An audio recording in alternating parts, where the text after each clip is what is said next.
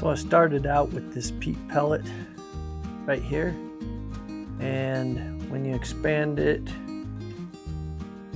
via putting water in, it will go about 3 times its size, as you can see.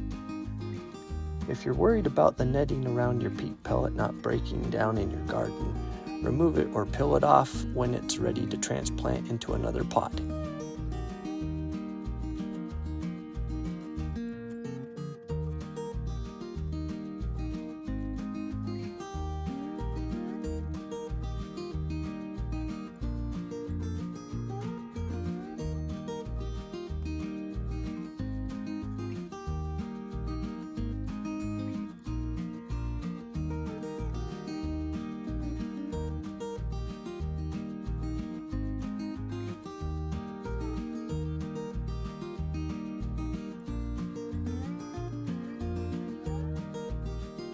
If you like this video, please like, subscribe, leave your comments down below, and I'll catch you in the next video.